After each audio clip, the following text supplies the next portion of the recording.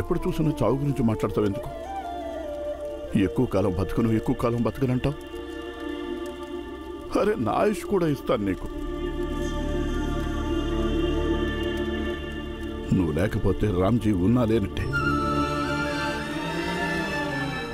విన్నావా నువ్వు? భీమాబాయ్, నువ్వు లేకపోతే రామ్జీ లేనే లేడు.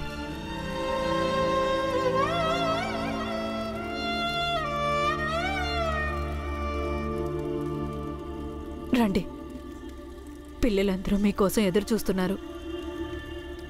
ఇదిగో భీమాబాయ్, నీకు మర్యాదగా చెప్తున్నాను, ఇక మీదట నీ జబ్బు గురించి ఇంకా నీ చావు గురించి అస్సలు మాట్లాడద్దు. ఒకవేళ పిల్లలెవరైనా విన్నారంటే వాళ్ళెంత బాధపడతారు.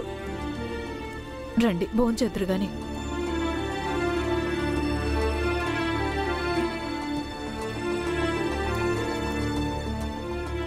భీమాబాయ్, ఏంటండి? ఇక నుంచి నువ్వు నా వెనకాల కాదు, నాతో కలిసి నడుస్తావు, జనాలకి సేవ చేయడానికి.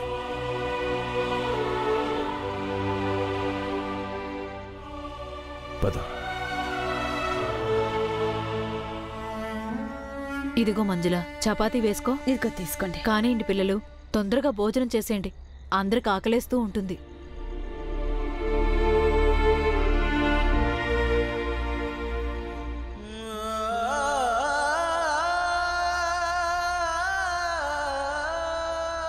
గంగా, తిను తల్లి, లేకపోతే ఆరోగ్యం పాడవుతుంది.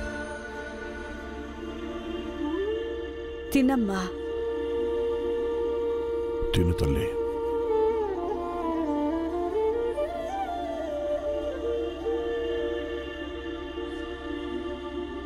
కొంచెం తినక్క, నా కోసం తిను.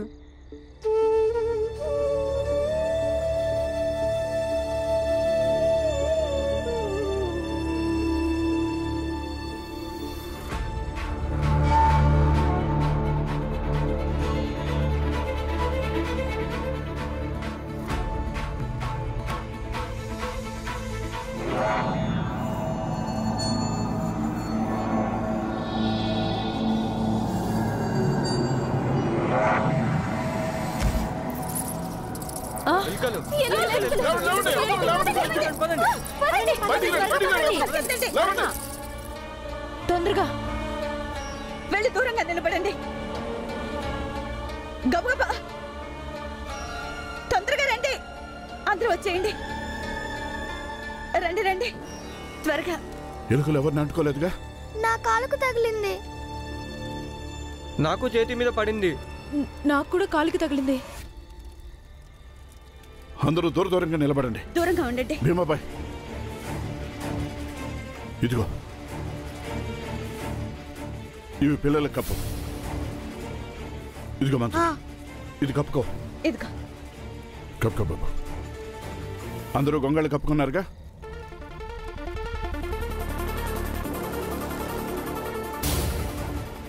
భీమాబాయ్, నువ్వు నాతో పాటు రా. నూతులో నుంచి నీళ్లు తోడుకొద్దాం. అందరం కాళ్ళు చేతులు కడుక్కోవాలి. ఇంకొక విషయం, ఎవరు కూడా మీ చేతుల్ని కళ్ళల్లో, చెవుల్లో, ముక్కుల్లో పెట్టుకోవద్దు. అందరూ అలాగే దూరంగా నిలబడండి.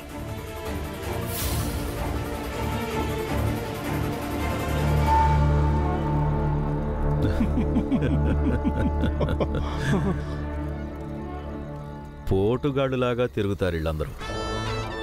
ఇప్పుడు చూడు, ఈ ఎలుకలు ఎలా పరుగులు పెట్టిస్తున్నాయో వీళ్ళని. పద మంగేష్, వెళ్దాం పద. రేపొద్దున తెలుస్తుందిలే ఏం జరిగిందో ఏంటో అని. ఎవరికైనా వాంతులు గాని తలనొప్పి గాని వచ్చినట్లు అనిపిస్తుందా? లేదు లేదు. అందరూ జాగ్రత్తగా దూరంగా నిలబడండి, ఎవ్వరికి ఏమీ కాదు. అక్క, నువ్వు ఏడవద్దు. ఇంకా నీ చేతితో నీ కళ్ళని, చెవుల్ని, ముక్కుని తాకద్దు.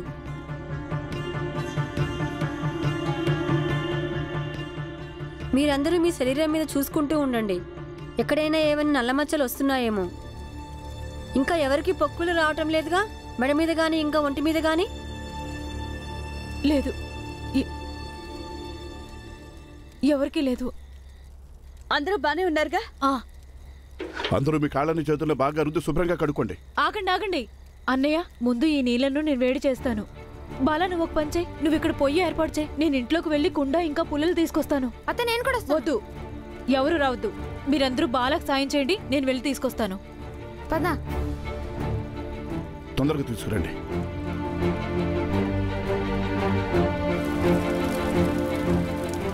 మంజులా, అందరికంటే ముందు నువ్వురా. కాళ్ళు చేతులు కడుక్కుంది గాని.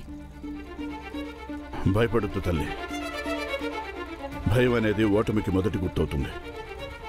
మీ నాన్న మీకు జీవితంలో పోరాటం నేర్పించాడు. పోరాడదాం, గెలిచి తీరదాం.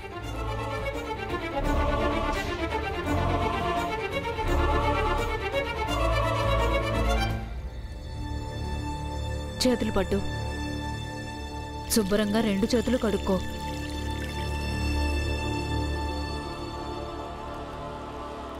ఈరోజు రాత్రి మనం నిద్రపోలేం. మనం అందరం ఒక వలయంగా ఏర్పడి కూర్చుందాం. ఇంకా ఒకరినొకరం కనిపెట్టుకుని ఉందాం. ఒకవేళ ఎవరికైనా ఆరోగ్యం పాడైతే వాళ్ళను వెంటనే హాస్పిటల్కి తీసుకుని వెళ్దాం. అందరూ రండి. రా రా భీమా, కూర్చోండి.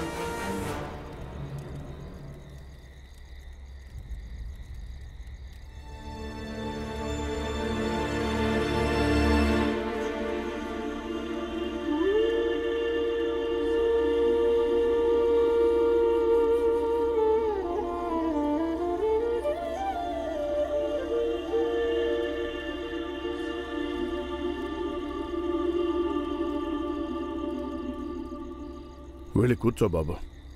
కూర్చుంటాను నాన్న. కాకపోతే చూసి గుర్తు చేసుకుంటున్నాను. ఏం గుర్తు చేసుకుంటున్నా? ఇదే మనం ఎలాంటి సమాజంలో ఉంటున్నామంటే, ఇక్కడ నిస్వార్థంగా మా నాన్న ఇంకా మా అమ్మ, మా తోబుట్టువులందరం మొత్తం ఊరి క్షేమం కోసం ఎంతో పాటుపడుతున్నాం. ఇక ఇదే సమాజంలో కొంతమంది ఎలాంటి వాళ్ళు ఉన్నారంటే, వాళ్ళు ఎలుకల్ని పట్టుకొచ్చి మన ఇంట్లో వదిలిపెట్టారు. అప్పుడు మనకి ప్లేగు సోకి మనం చచ్చిపోవాలని. దీని జీవితాంతం గుర్తుపెట్టుకుంటాను. ఇక దీంతో పాటు ఈ బాధ కూడా గుర్తుపెట్టుకుంటాను. ఖచ్చితంగా గుర్తుపెట్టుకో. ఒకవేళ జ్ఞాపకాలు ఇతరుల పట్ల ద్వేషం, తిరస్కారం, కోపం, ఇంకా అసూయ లాంటి భావాల్ని మనసులో నింపితే అది నీకు ప్రమాదంగా మారొచ్చు భీమ్. నాకు అర్థం అవ్వలేదు నాన్న. అయితే అర్థం చేసుకో. ప్రతి మంచి చెడు అనుభవాల్ని వివేకంతో ఒక మంచి శక్తిగా మార్చుకుని మన మనసులో భద్రపరచుకోవాలి. తర్వాత ఏదైనా సంఘటనలో, సందర్భంలో దానిని ప్రేరేపించాల్సి ఉంటుంది. ఒకవేళ ఎవరైనా నీ పట్ల చెడు చేస్తే అందుకు తగినట్టుగా నీ వ్యవహారంలో, తీరులో మార్పు రావాల్సి ఉంటుంది. ఎందుకంటే అమావాస్య అనే ఒక చీకటి రాత్రి చంద్రుడి సహజ వెలుగుని పోగొట్టలేదు. పదబాబు.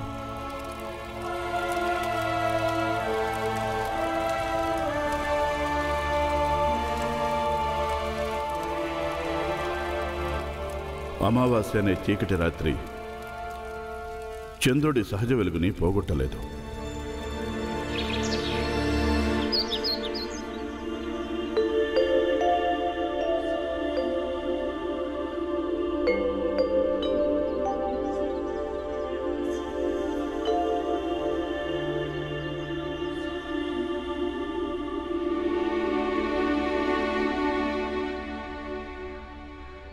నేను అనుకోవడం, మనం ప్లేగు నుంచి తప్పించుకున్నాం.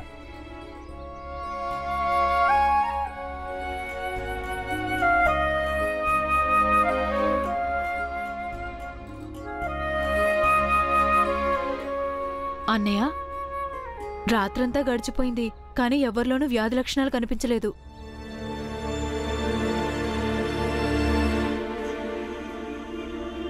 మీరా ఒక పని చేయండి. ముందు ఇళ్లంతా జాగ్రత్తగా శుభ్రంగా కడగండి. సామాన్లన్నీ శుభ్రంగా తుడిచేయండి. ఆ తర్వాతే అందరూ ఇంటి లోపలికి వెళ్ళాలి. అప్పట్లోగా నేను, భీమ్ ఇంకా భీమాబాయ్ రోగుల్ని చూడటానికి వెళ్ళొస్తాం. రా భీమా. నానా, నేను కూడా మీతో పాటు వస్తాను. వద్దు బాబు, మీ ఇద్దరు ఇంటిని చూస్తూ ఉండండి. ఎవరిని ఏమీ నమ్మలేము. ఎవరైనా ఎలాంటి నీచ పనులైనా చేయగలరు. అలాగే తలుపులు మూసే ఉంచండి, కానీ మీ కళ్ళు అలాగే చెవులు తెరిచే ఉండాలి. అక్కడ అవసరమైతే నేను మిమ్మల్ని పిలుస్తాను, కానీ మీ అందరూ అప్రమత్తంగా ఉండాలి. సరే నాన్న. రాబాయ్ మాబాయ్, అందరూ జాగ్రత్తగా ఉండండి. పదబాబు. మంజుల, ఆనంద్, బాల అందరం కలిసి ఇల్లు శుభ్రం చేద్దాం. నేను నీళ్లు తీసుకొస్తాను. గంగా, నువ్వు వద్దులే, విశ్రాంతి తీసుకో. వద్దత్తా, ఇప్పుడేం విశ్రాంతి తీసుకుంటాను.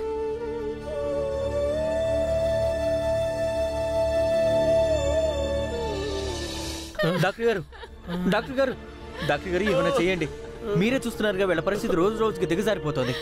ఇక్కడికి వచ్చిన మందులు మొత్తం పూర్తిగా అయిపోయాయి. మాకు మళ్ళీ మందులు వచ్చేదాకా మేమేమీ చేయలేము. కానీ డాక్టర్ గారు, రామ్జీ, రామ్జీ, ఆసుపత్రిలో మందులన్నీ అయిపోయాయంట, కానీ ఈ రోగుల పరిస్థితి ఏమో విషమిస్తోంది. ఏం చేయాలో పాల్పోవటం లేదు రామ్జీ. ఏంటి? ఆయన్ని కాపాడండి. ఇప్పుడేం చేద్దాం? సరే, నేను ఆంగ్లేయ అధికారులతో మాట్లాడతాను. మీరు కంగారు పడకండి, నేను డాక్టర్ గారిని పిలుచుకొస్తాను. మీరందరూ ఇది విన్నారా? ఏమైంది? ఏంటి? మన జాతి వాళ్ళు ఇంకో 3 చనిపోయారంట. ఇంకో ఇద్దరిని ఇక్కడికి తీసుకొస్తున్నారంట. ఎవరైనా నీ పట్ల చెడు చేస్తే అందుకు తగినట్టుగా నీ వ్యవహారంలో తీరులో మార్పు రావాల్సి ఉంటుంది. ఎందుకంటే అమావాస్య అనే ఒక చీకటి రాత్రి చంద్రుడి సహజ వెలుగుని పోగొట్టలేదు. మరి సేట్ గారు, టి మంగేష్, ఇంకా అంబేద్కర్ గురువు గారి ఇళ్ల దగ్గర ఎటువంటి పరిస్థితి ఉంది? అరే భీమ్, వాళ్ళతో మనకేం సంబంధం? వాళ్ళు చచ్చినా బ్రతికినా. అలా అనుకోకూడదు బాబాయ్. భీంబాబు, వాళ్ళ పరిస్థితి ఇంకా దారుణంగా ఉంది. వెంటనే వాళ్ళ జాతిలో ఎవరో ఒకరు చచ్చిపోయారని వార్తలు తెలుస్తూనే ఉన్నాయి. అరే, చచ్చిపోకపోతే ఏమవుతారు? మీ వాళ్ళు ఇక్కడ ఆసుపత్రిలో చికిత్స చేయించుకోవడానికి వచ్చారు కాబట్టి వాళ్ళు ఇక్కడికి రారు. దానికి తోడు వాళ్ళ దగ్గర ఒక మహాజ్ఞాని ఉన్నాడు. వాళ్ళందరికీ ఇలా సలహాలు ఇస్తున్నాడు, మీరందరూ పూజలు వ్రతాలు చేయండి, యజ్ఞాలు చేయండి అని. వాళ్ళు కూడా వాళ్ళ ప్రాణాలు కాపాడుకోవాలన్న భయంతో నైవేద్యాలు పెడతారు, కానుకలు సమర్పిస్తారు. వాళ్ళు అనుకుంటారు ఇవన్నీ చేయటం వల్ల ఆ పైవాడు వాళ్ళ ప్రాణాలు కాపాడతాడు అని.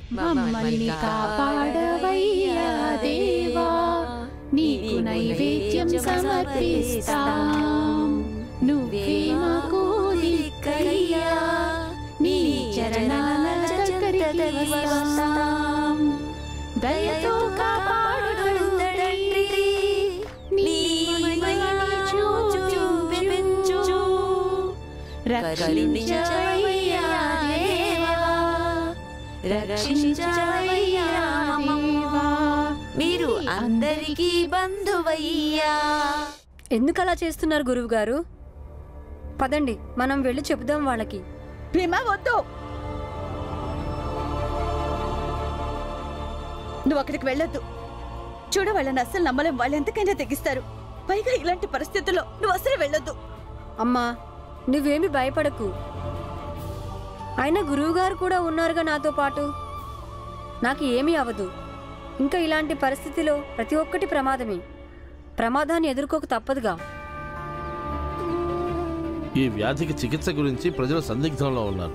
దీని నుంచి కాపాడుకోవడానికి ఏం చేయాలో వాళ్ళకి అర్థం కావటం లేదు. కానీ ఒకటి మాత్రం నిజం, ఎవరూ చనిపోవాలనుకోవటం లేదు. ఇంకా నాన్న చెప్తారుగా, ఎవరైనా ఆకస్మికంగా మరణిస్తే వాళ్ళు తమ వెనకాల ఎన్నో విషయాల్ని అసంపూర్తిగా వదిలేసి వెళ్తారంట. వాళ్ళ తర్వాతి తరం వాళ్ళు కూడా వాటిని నెరవేర్చలేరంట. అందుకే అమ్మా, జీవితం అన్నిటికంటే ఎంతో విలువైనది. ఈ ప్రపంచంలోని ఏ వస్తువుతోనూ దాన్ని వెలకట్టలేము. ఇప్పుడు మనం బావలేని లోటుని ఏ వస్తువుతోనైనా పూడ్చగలుగుతామా?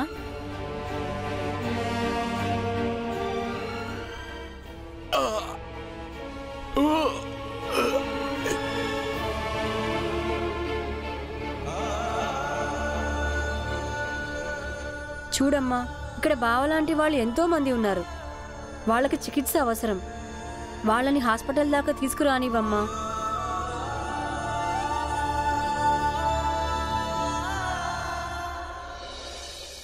భీమరావు చెప్పింది నిజమే.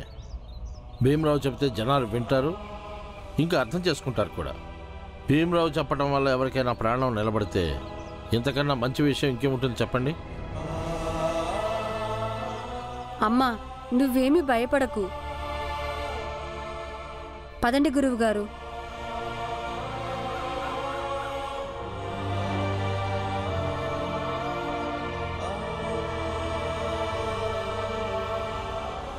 చూడండి, ఇక్కడ అన్ని ఏరియాల్లోనూ ప్లేగు వ్యాపించింది. హాస్పిటల్స్కి మందులు వగైరా చేరవేస్తున్నాం. మా వాళ్ళందరూ అదే పనిలో ఉన్నారు. ఇప్పుడు నువ్వు వెళ్ళు, మీ నెంబర్ రాగానే మీకు మెడిసిన్స్ పంపిస్తాం. కానీ సార్, అక్కడ పూర్తిగా మందులైపోయాయి. వ్యాధిగ్రస్తుల సంఖ్య ఎక్కువైపోతుంది. కేవలం మందుల మీదే నమ్మకం వాళ్ళని కాపాడటానికి. కానీ ఇక్కడ ఎవరూ లేరుగా వెంటనే పంపించడానికి. నాకివ్వండి సార్, నేనే స్వయంగా తీసుకెళ్తాను. సరే, తీసుకెళ్ళండి. చూడు, ఈయన్ని తీసుకెళ్ళి అవసరమైన మందులు ఏవైతే ఉన్నాయో ఈయనకి ఇవ్వండి.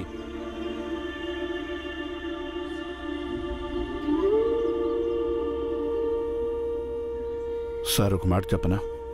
చెప్పు. మిమ్మల్ని కలవడం చాలా సంతోషంగా ఉంది. బ్రిటిష్ గవర్నమెంట్లో మీలాంటి ఒక అధికారి ఇండియన్ అయినందుకు మీరు అందరినీ సమానంగా భావిస్తున్నారు. అందరూ చెడ్డవాళ్ళు ఉండరు. నాలాంటి అధికారులు చాలామంది ఉన్నారు. వారు మానవత్వాన్ని ఇష్టపడతారు. ఒక మాట చెప్పనా, తెల్లవాళ్ళలో కూడా ఇలాంటి అధికారులు చాలామంది ఉన్నారు. వాళ్ళకి మా గవర్నమెంట్ ఇంకా మా ఆఫీసర్స్ చేసే అఘాయిత్యాలు అసలు నచ్చనే నచ్చవు. అయినా మనం వాళ్ళని ఆపలేం. అందుకే పబ్లిక్కి సహాయం చేస్తున్నాం. ఎందుకంటే మానవ సేవను మించిన సేవ ఇంకేమీ లేదు. మేము చాలా అదృష్టవంతులం సార్, మీలాంటి అధికారి దొరికినందుకు. లేకపోతే సతారా ఏమై ఉండేదో. ఎందుకంటే పూనా, బొంబాయి గురించిన వార్తలు వింటూనే ఉన్నాను. ధన్యవాదాలు సార్. పదండి. తవ్వు, ఇంకా తవ్వు. ఈ హోమగుండంలో వచ్చే పొగ ఊరంతా వ్యాపించాలి. అప్పుడు రోగం అదే పారిపోతుంది. తవ్వు తవ్వు. మిత్రమా, మిత్రమా, మీ పిన్ని ప్లేగుతో చనిపోయింది. రారా, తొందరగా కుంటదవు. సిద్ధాంతి గారు చెప్పింది నిజమే. భగవంతుడు అందరి మీద చాలా ఆగ్రహంగా ఉన్నాడు. ఆయన ఆగ్రహానికి శిక్ష ఇదంతా. తవ్వు, త్వరగా తవ్వు. ఇక్కడ వాళ్ళెవరూ లేనట్టున్నారు. మిమ్మల్ని మీరే కాపాడుకోండి వెళ్ళి. మీ కుటుంబ సభ్యుల్ని ఇంకా మీ జాతి వాళ్ళని కూడా. మీ సలహా అక్కర్లేదు. మేమిప్పటికే చాలా బాధలో ఉన్నాం. నీకంత జ్ఞానం ఉంటే మరి మీ వాళ్ళని నువ్వు ఎందుకు కాపాడుకోలేకపోతున్నావు? ఒకవేళ జ్ఞానం మొత్తం మీ శిష్యుడికే ఉంటే మరి వీడు వాళ్ళ జాతి వాళ్ళని ఏం కాపాడాడు చెప్పండి? వైద్యుడు గారు, ఆరా తీసి చూడండి.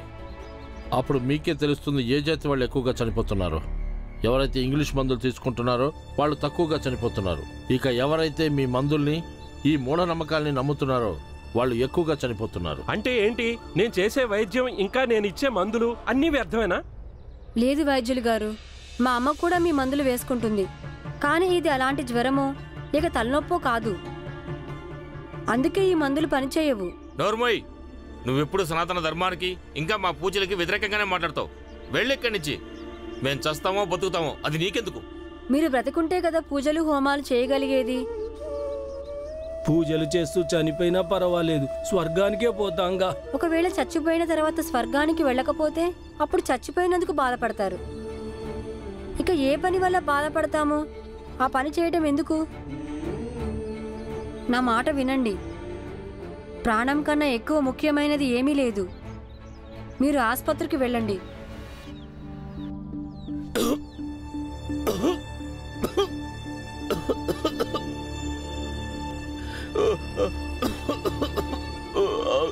ఇతని తొందరగా ఆసుపత్రికి తీసుకెళ్ళండి, లేకపోతే ఈ వ్యాధి ప్రాణాల మీదకి వస్తుంది.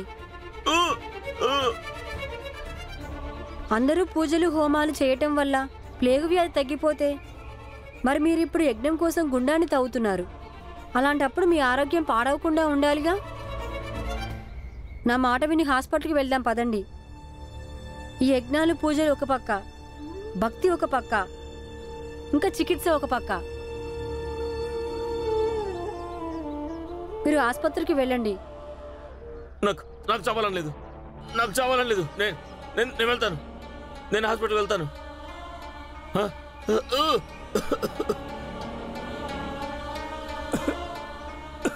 నేను కూడా ఆసుపత్రికి వెళ్ళాలి. నేను బతకాలి. నేను చచ్చిపోను. నేను వెళ్ళను.